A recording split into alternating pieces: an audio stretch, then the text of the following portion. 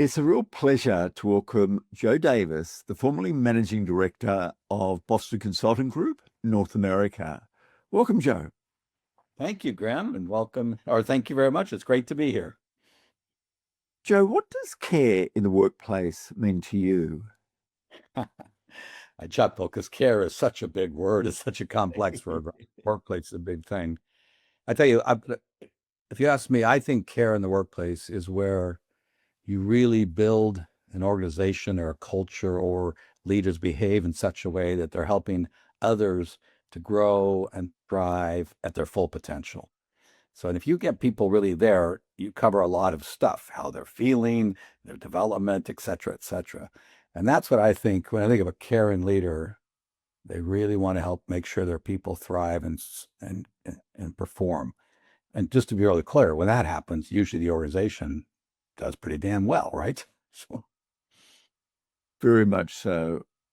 Joe, you've had a long career at BCG, 39 years, I think it was. How did you stay engaged for that period of time? What kept you there when, it's quite unusual now for people to stay their entire career with one company. yeah, well, of course, that's a big answer too. But I will say a couple of things. One, BCG is a very dynamic, place with incredibly wonderful individuals, and so I just loved the people there. That kept me engaged. I had an incredible mentor. I was very lucky. He cared deeply for me. That meant he pushed me pretty hard, but he cared very deeply. That made a huge difference. Um, and the other thing is, I just liked the consulting trait where there's a variety of different things you do. And people might have different, I know we don't want to go down a consulting rabbit hole, but I was one that might be inside working with a client for longer time frame, not just coming up with the answer, but then helping them get it done.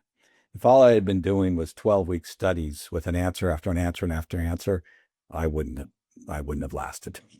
I enjoyed it. Tell us a little bit more about your mentor, about what they brought to you, and how long did you work with that person for? His name was Steve Gumby, and or is Steve Gumby. He's still around.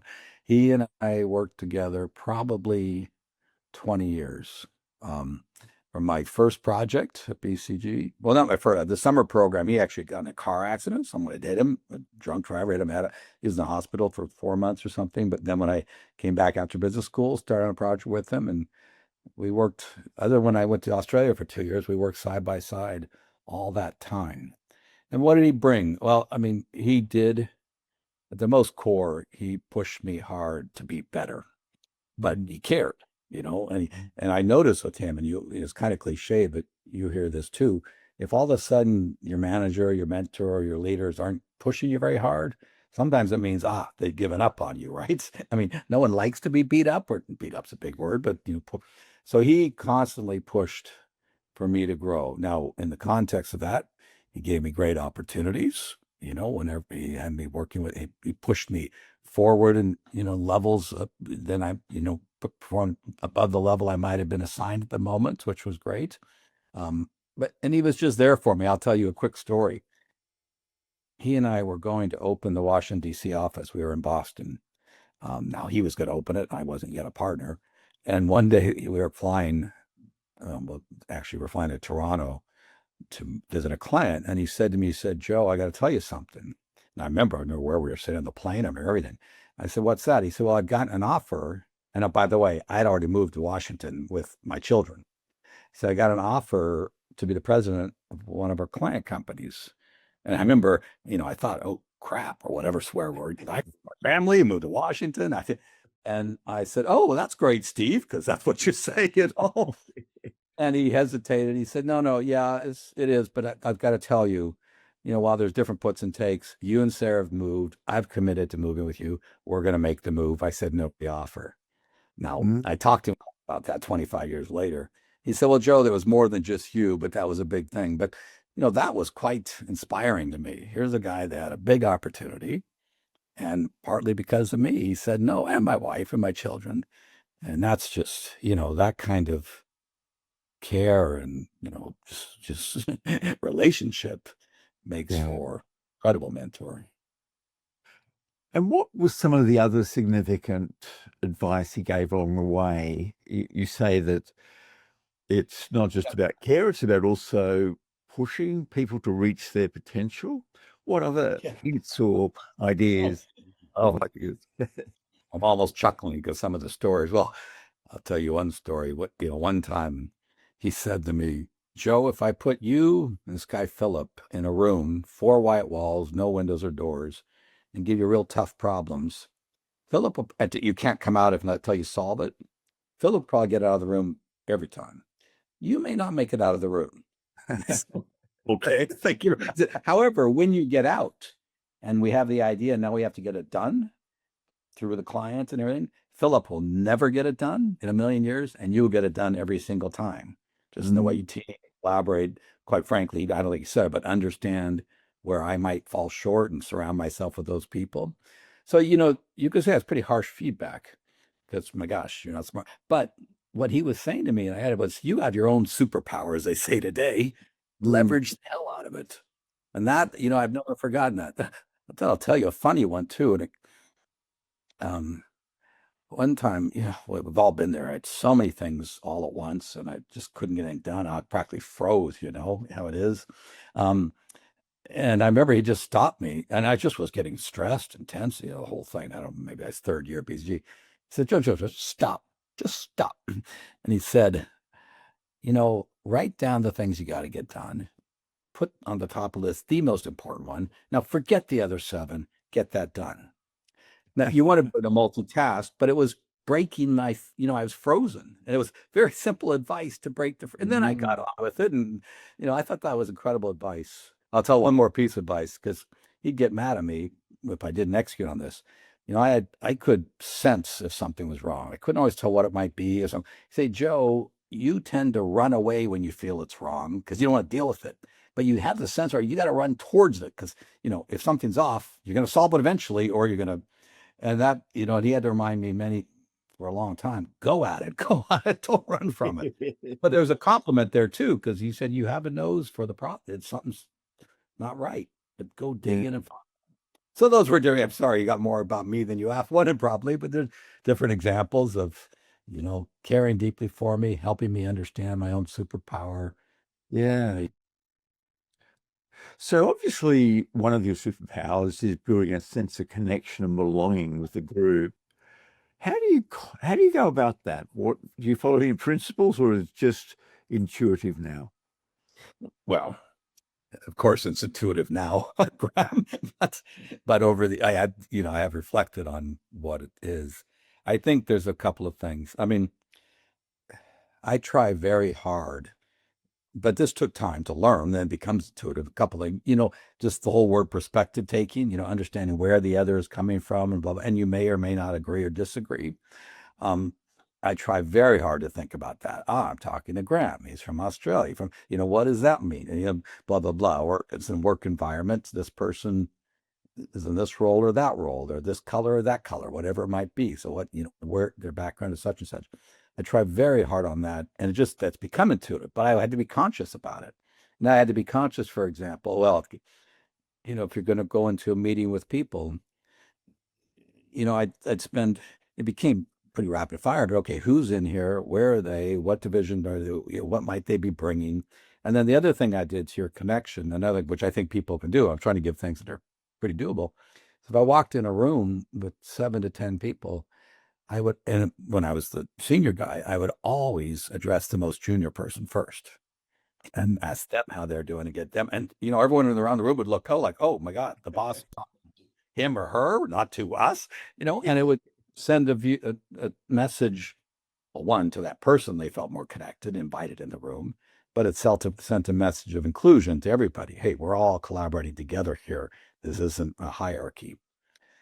The last thing I did but I learned this over time too, is, one, shut up and listen, and 2, ask questions. You can go whichever way you want first, and the shutting up and listening took some time. Took some years. I think sometimes we will struggle with that, don't we?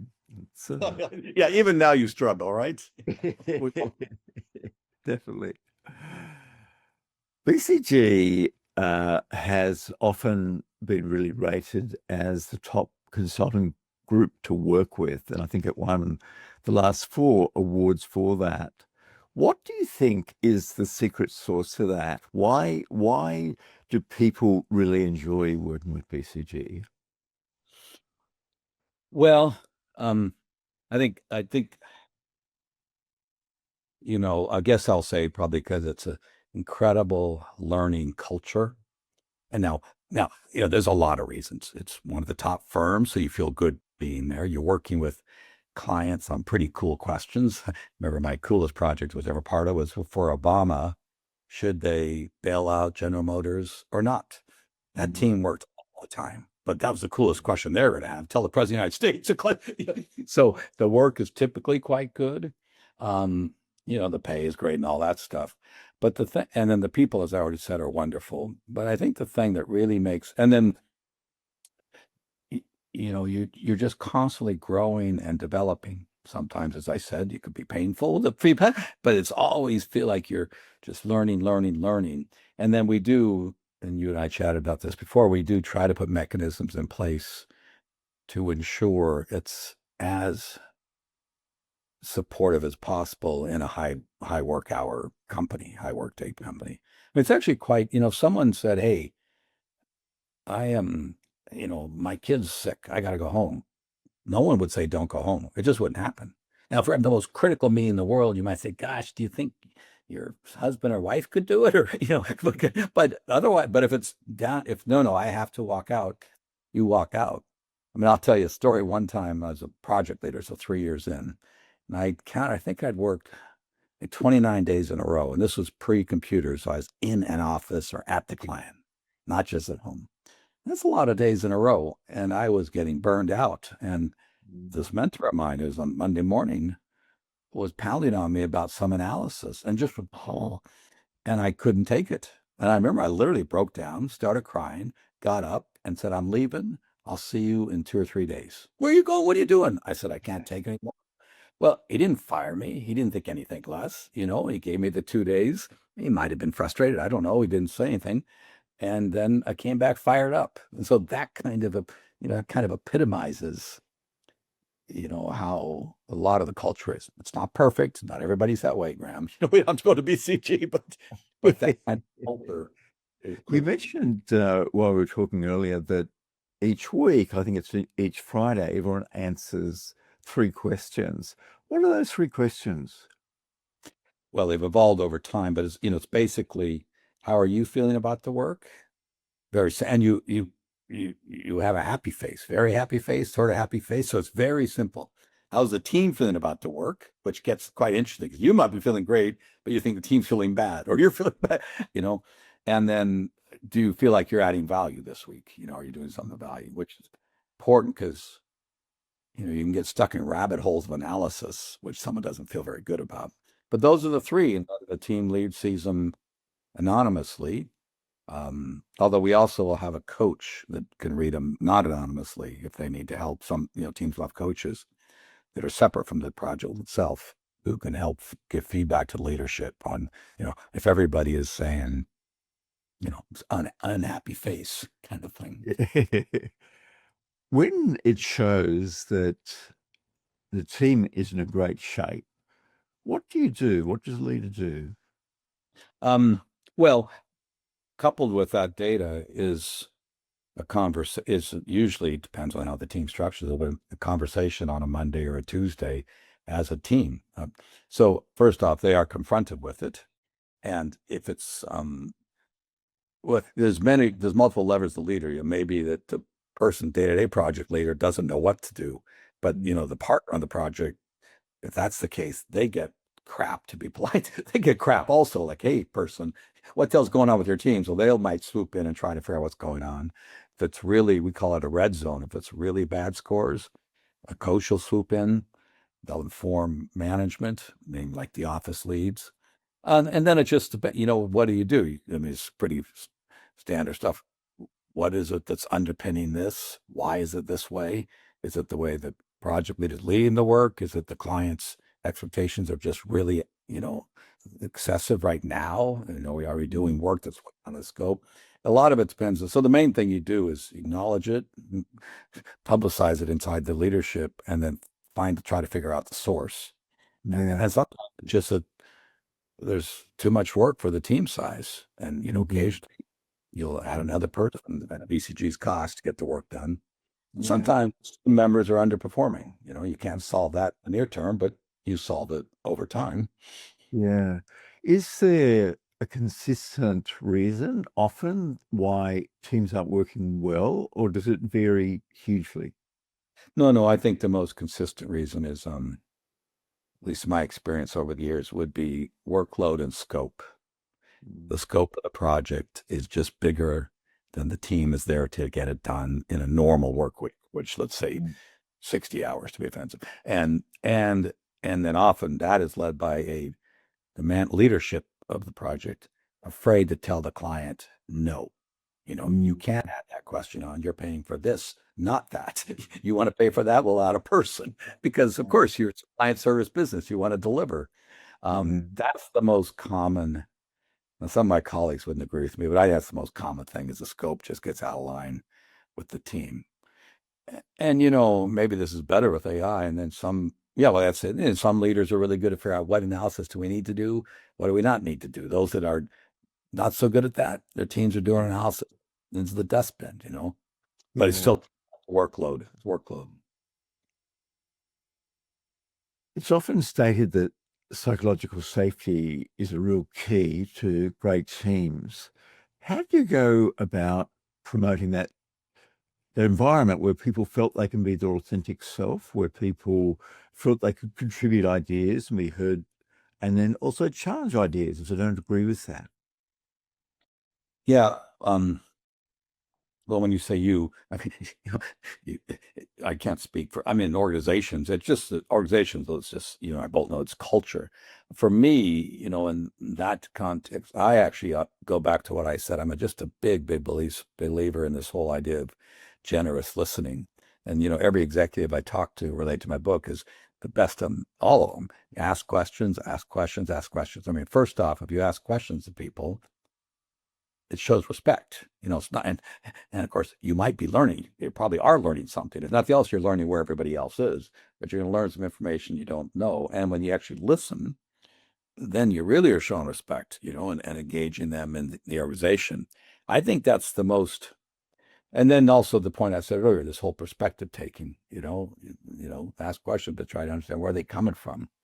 And I remember during COVID, I was thinking about what to do for I had 30 years of BCG, and at the time when I was running North America, if you can believe it, 70% of North America is under 29 years old. So what did I do out of 29? I had kids that age, but I'm not them. Yeah. One of my colleagues said, Joe, you're trying to make decisions on, do you give them a monitor at home and this and that, and you don't know what the hell they're going through. You got to get on the phone or Zoom. And I remember it's very interesting. One day I got on with the person. He was in his bedroom in a bed. And I said, what are you doing in the bedroom in your bed? Here I am with a 7-bedroom house, because whatever, 30 years of BCG.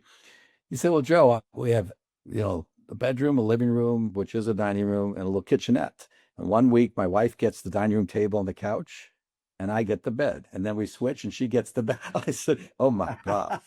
Yeah. I used to go around from room to room to pretend I was traveling because I like to travel. So that was quite eye-opening to me, which is all about, spending the time to listen, understand where people are coming from, and ask questions. I think we can probably go on and on the way you said psycho-safety, but people feel engaged. Now, and of course, you could have bosses that shut people up. There's bad people, we're not, that's a different question. Yeah, definitely, definitely. You've just about last year released a book, The Generous Leader. Why did you decide to write that? And what's the main premise of the book? Well, it's kind of a lot of the stuff you believe from what I read about you, but I decided to write it because I thought after coming out of COVID and leading through that time and seeing how the value of being connected with people and inspired and motivated and really, it just all came together then. I wanted to add my voice to many's on what I think good leadership is, and not just management. That's one thing. And there's a lot of books on management, but actually leadership, leading, inspiring, helping people move forward. To me, what it is to me is really, I mean, the premise is that the best leaders who get the best outcomes. It's not about being nice. It's still about getting outcomes. Actually, are, I use the word generous leader, but those who give of themselves freely without expectation of direct personal benefit, so others grow, develop, and thrive at their full potential. And the minute someone thinks you're doing that for you, it gets a little flaky. They don't really, but if you're really ensuring people are thriving, you're going to win too. It's just because the organization's going to perform, blah, blah, blah. I was talking to Joaquin Duato, who's the CEO of J&J. And Joaquin said to me, Joe, he said, Joe, we can never forget outcomes matter. If you aren't delivering results as a leader, you're going to be out of a job. However, the sooner you learn to move past yourself and unlock all the great human capabilities and traits of those with whom you're teaming, the sooner you'll get to the best possible outcomes. So he and I'm just the same kind of point. So that's what I pushed on leadership, is really the leader ensuring others, which, I looking, you think great leaders care, which at some level it takes caring. I mean, I say in the introduction, if you really don't give a damn about your teams, and that you're not going to read my book anyway, but, it's just like, now I hope more and more leaders, do care to some degree. I don't know if you want me to stop here, but I actually believe now, with the way the world's changed, we need to bring our human self to work. Our teams expect to see a human there at work, and they need to bring some of the humanity to work. And that started with the BlackBerry, with all of a sudden 24/7, through the cell phone, through the blah, blah, to COVID, just blurring everything. Work life is blurred. So you can no longer, the 9 to 5 cog in the wheel. There are probably some jobs, but most jobs aren't that way. Yeah. You've worked with a lot of, CEOs, head of government departments, that sort of thing. Can you think of a leader that just really lived that, someone that you work with that exemplified what you wrote about? Yeah, well, yeah, I'll give one example. Arne Sorensen, who was the CEO of Marriott, and he was a wonderful human being. He was a very good leader. He was driven to drive his company, but he cared deeply. And the epitome of it can be one time you can see the video. When COVID hit, he was also being treated for and unfortunately dying of cancer. But he did a video for the organization just about where we were at this time. And he was humble, he was vulnerable, he's human, his bald head, and talked about, we don't know when people will be back in our hotels. We're all going to team the best we can. I have to furlough some of you. It was honest, it was direct. And it was, we're all in it together, and I don't have all the answers, but trust me, I'll do my best. I mean, it really epitomized in trying to understand where they're coming from, trying to connect with them, sharing his vulnerable self. But another example of someone I thought was quite good is this Scott Kirby, the CEO of United. And he told me a couple stories. Well, it's two things. One, he said during COVID, he was going to talk to his team and the old company and say, "Hey, I'm not sure we'll be flying again." And some of his managers, "Well, you can't say that. You're the CEO. You have to know the answer." Now, that one's obvious. No one knew when they were going to fly again. So it's kind of safe. But even the uncertainty and the vulnerability, they didn't like. He said, "Well, guys, what do you mean, lie to my entire corporation? They know I don't know." And then he also epitomized something I thought was incredible. One of the things I argue you can do as a leader is, grab generous moments where small acts have a big impact. Congratulate somebody on a job well done, send an email, wish a person happy birthday. And after the George Floyd murder in my country, well, he told me the story. He said his wife was on a plane when they were flying again. And the captain came out and said, "Oh, Mrs. Kirby, great to see you. I love your husband as our leader, blah, blah, blah." She goes, "Oh, why?" And it was a black female captain. And she goes, "Well, when the George Floyd murder happened, he just called each one of us and just checked in. Didn't tell us, didn't say, didn't tell us what to do, or really just wanted to check in and let us know that United was there with us." And she said, Yeah. "That's so it's a simple act, you know." Now Yeah. he had to make calls, but no agenda other than checking in. So Yeah. those people that just epitomize so many of the traits I think of an incredible leader. Yeah, I interviewed about 6 weeks ago a leader called David Barnett. He was the CEO of Pearson in APAC.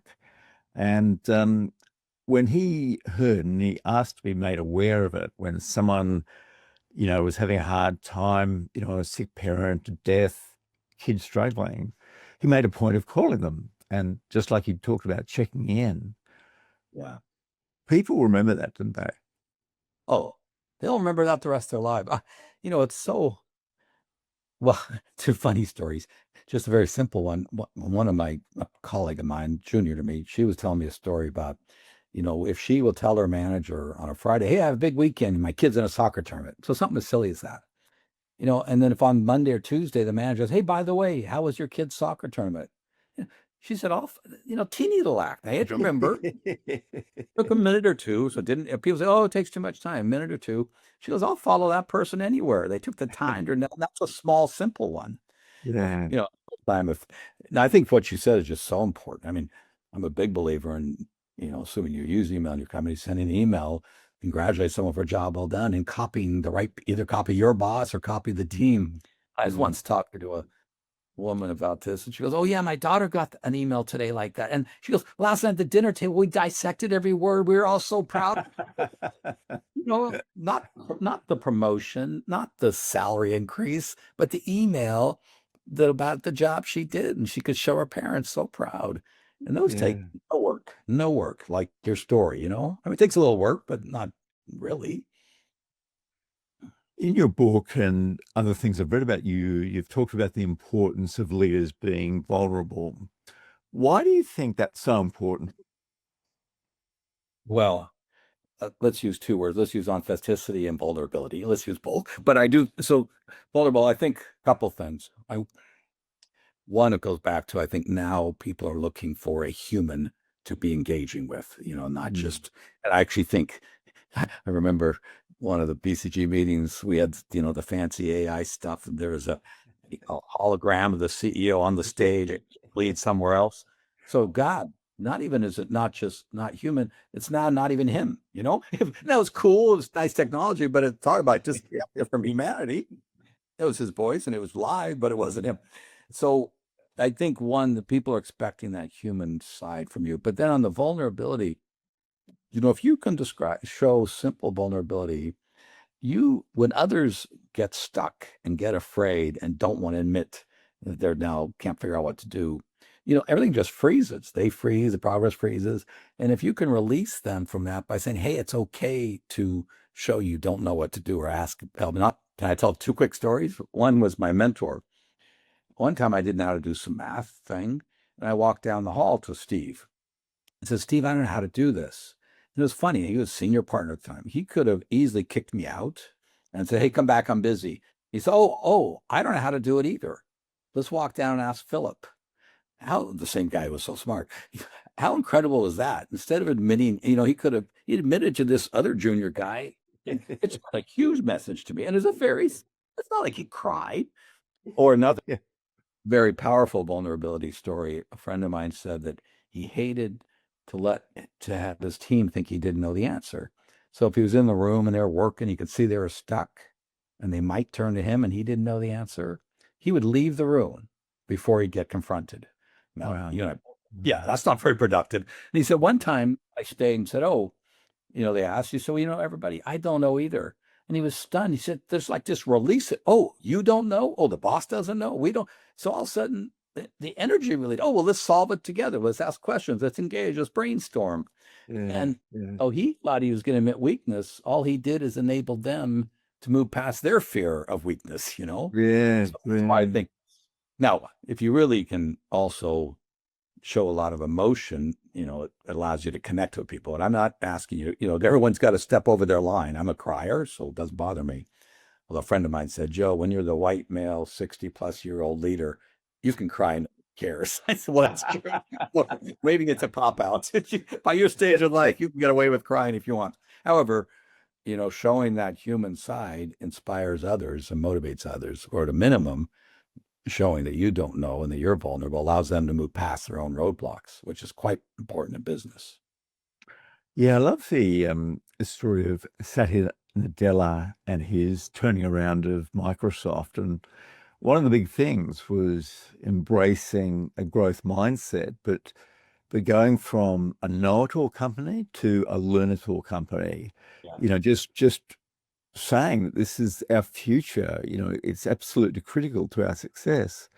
And the turnaround he's achieved is remarkable. Just really tapping into purpose, inviting people to solve problems they're passionate about using Microsoft's technology.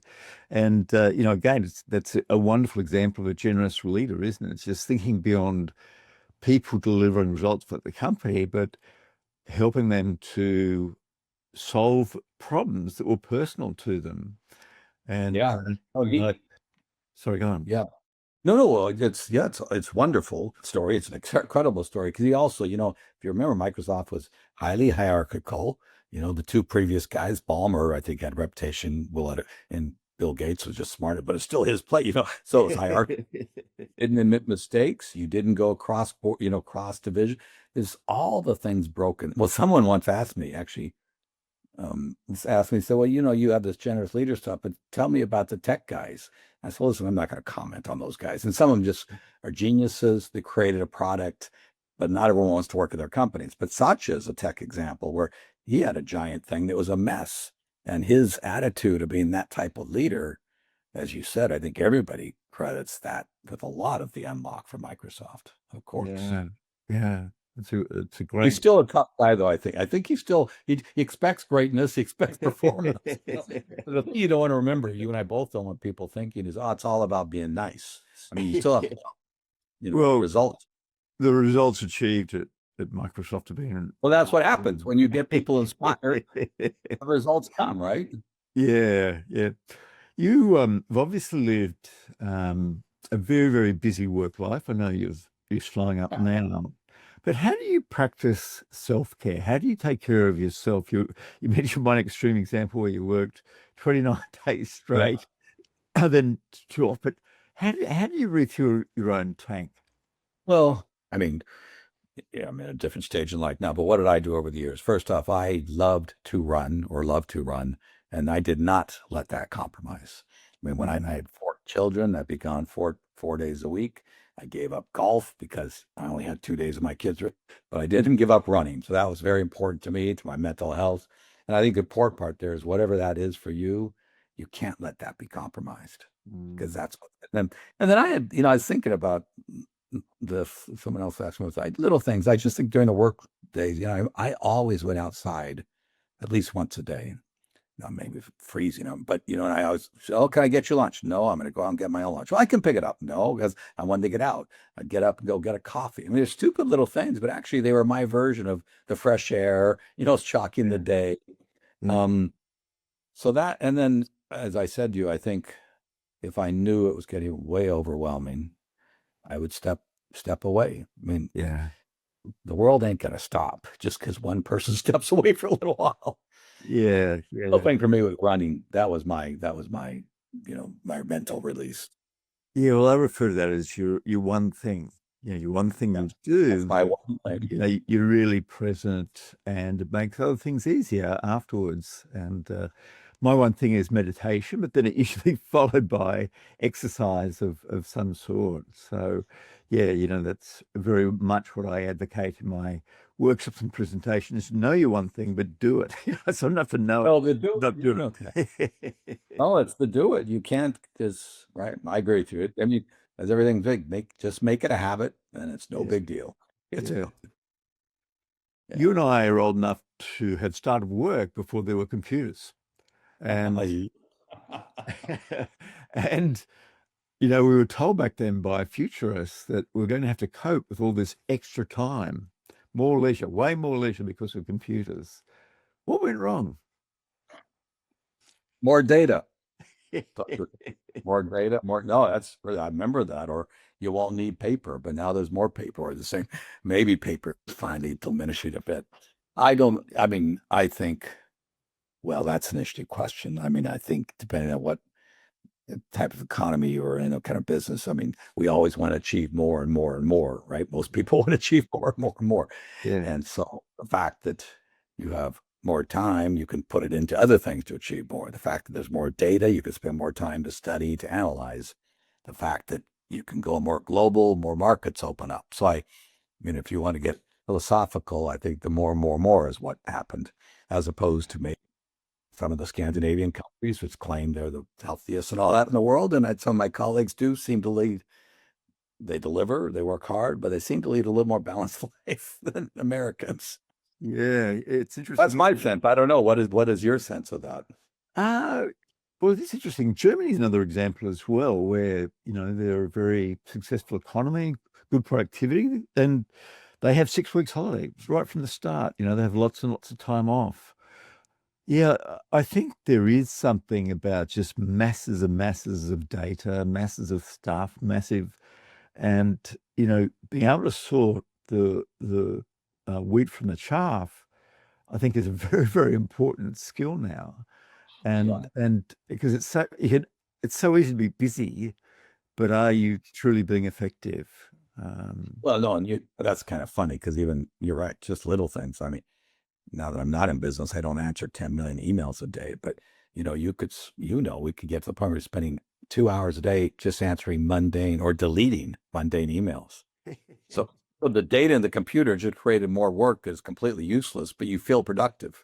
So, we could dissect this pretty critically and come up with a lot of bad outcomes, Um, yeah. Definitely. The other thing, we're at an incredibly important era in the workplace with this massive influx of AI and implications of it. And so far, there doesn't seem to have been a big productivity lift yet. So, why hasn't there been a productivity lift?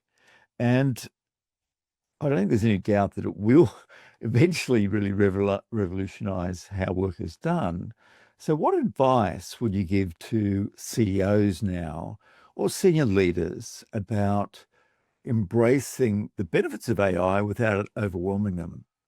Yeah. Well, and I, could talk to my BCG colleagues who are deep in the world there right now, but I do think anytime I've seen over the years in my consulting career, just in business, new technologies come, a lot of people jump onto the stuff, grab it, and do all that, and they don't know what they're doing it for. What is this thing supposed to do for me? What is the outcome I expect? What is the business result I expect? And that's the same advice now. I mean, I think things are calming down a little bit, but when it first started hitting everybody, oh, I got to get AI, I got to get boom, boom, get these machines here, and they just didn't know what they're. Well, I'll be fair, didn't no one knew what they were doing because it was new. But what do you want to do? Oh, I want to streamline my call center. Okay, good idea, and get the call center stream. But what do you want? Do you want fewer people there, or do you want faster answers for the customers, or do you want better answers? Even then, what do you want from it? That's, I think, my number one piece of advice with this technology. Is what do you really think it's going to do for you? And if you need to experiment, fine, but then call them experiments. Don't say I'm now adopting. Yeah. That would be my biggest piece of advice because Yeah. I love that concept of experiments because no one has the complete answers. And sometimes you just have to try. And, even if yeah, people like, don't even people pretend you're like, transforming the whole company to an AI tools. Experiment to where it makes sense to transform it. That's I think the mistake um, that people might make. Yeah, I was just like, well, I'll tell you, I remember we did some work with Starbucks on putting in we did all the mobile ordering, that whole thing. And it's interesting. I was talking to the guy after the person that did a lot of the work, not the technology part, but around the project. And he said, well, the funny thing, Joe, is it wasn't so hard to create the technology and to get them, but then the whole Starbucks marketing team had to change because they were used to marketing in the stores. Through yeah, well, now it was this thing, and that's not the yeah, way they were structured. So changing the behaviors and not the people, but the behaviors and the way they worked was the real challenge, not the computer. I mean, there yeah, were people who type the stuff into create the mobile app, but that yeah. was the So I think that's, people get ahead of ourselves with technology. It's going to give us some value, but you're not sure the value you're trying to get out of it, and you haven't organized a company to get that value. Yeah. It's been an absolute pleasure catching up, Joe. I always finish by asking the question that, knowing what you know now, what advice would you give your 20-year-old self? Yeah, I my number one advice for myself is earlier, it's really slow down, not slow down, but slow down and listen when someone else is asking or telling you something, then ask questions or respond. I mean, I was terrible. I'll tell very quick. I'm very quick. Oh, I see where you're going with your question. And I cut you off and start to answer. Well, I may not know, maybe I was right 60% of the time, but the other 40, I was just rude and, and I'm wrong. And there's a general counsel, BCG. I had a habit of cutting her off. One time I was cut her off. She goes, Joe, would you just shut up and let me finish? And this is maybe 10 years ago. So it took me a while to learn this. I thought, holy shit, but I've never forgotten it. Let the person finish, then engage. And even if you know where they're going and you are right, show the respect to let them make their point. And if you happen to be wrong, then now you have to, you're going in the right direction. That's the biggest thing. Ask questions and really listen. I just used to be always in a hurry or thought I knew it all. And that very much applies to our personal life as well, doesn't it? Listen to. You want to have a better marriage, I'd recommend that same concept. Let your kids maybe engage with you at certain ages. I'd recommend the same concept. Absolutely. Thanks for being part of the Caring CEO, Joe. I've really enjoyed our chat. Thank you. It's been really great.